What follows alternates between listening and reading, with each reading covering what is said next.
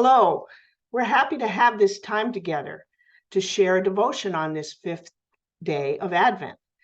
If you would like to access the text of Kate Bowler's devotion, Bless the Advent We Actually Have, please visit our website, www.lansingunited.org.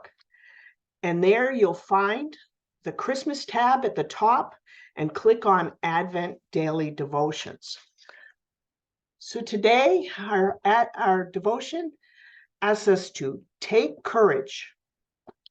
So be strong and courageous, all you who put your hope in the Lord. Psalm 31, verse 24. As we prepare for Christmas morning, we might have the manger scene in our mind's eye. A star lights the way. Clay shepherds and wise men will arrive unharmed. Mary and Joseph will find a cozy place to stay. A baby will be born, skipping all the gory details.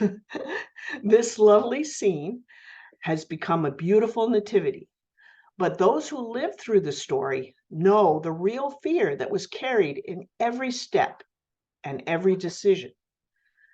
Mary was afraid of being stoned to death for being pregnant outside of marriage. Joseph turned over in his mind the fear of judgment and exile within a small community for his engagement to an already pregnant Mary. The wise men knew the courage it would take to face a vindictive king and possible death from their long journey. The shepherds must have been worried about leaving their sheep unattended in the fields, losing their livelihood, and perhaps not being able to feed their families. Mary certainly understood the anxiety of giving birth with each growing contraction. Every step was full of fear, and yet there was one small sliver of hope that this baby being born could possibly change the world. It was that hope that gave them the courage to keep moving forward.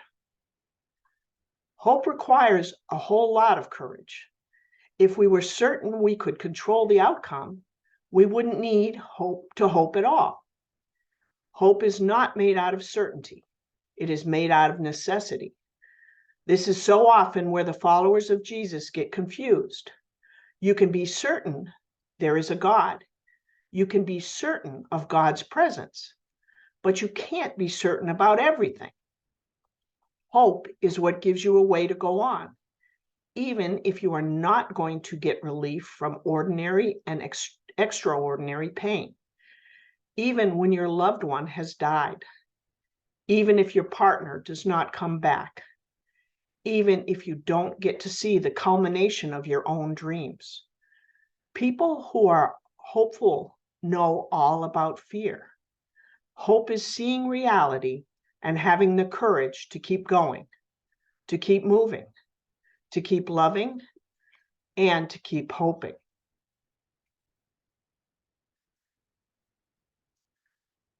I'd like to share some questions for reflection.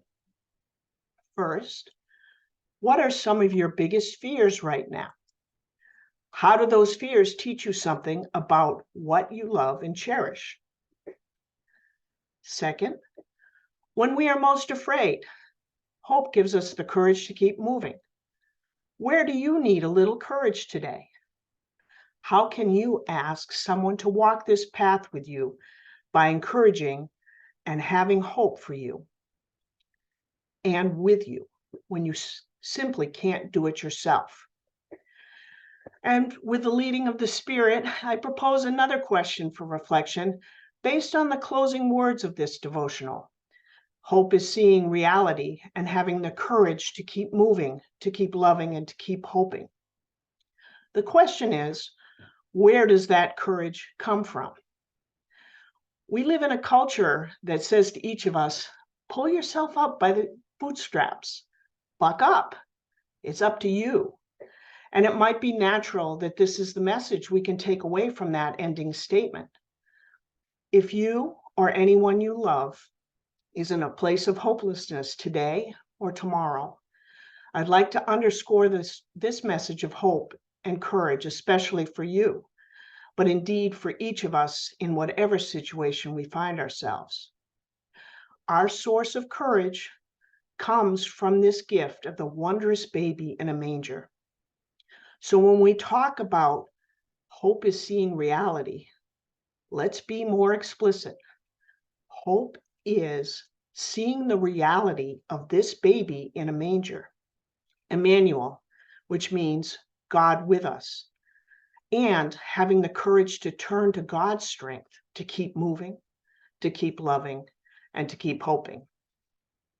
When Joshua was sent on his mission to lead the Israelites into the promised land, he was told, "Be strong and courageous." But the most important encouragement came afterwards. "For the Lord your God is with you wherever you go." God has also spoken that message to us. "For I will be with you," through this baby called Emmanuel, our source of hope and courage. Today's closing blessing asks for courage when we don't feel very brave, asking that we come to understand fear as a signal to rely on God's strength and allow that fear to show us something important in our lives.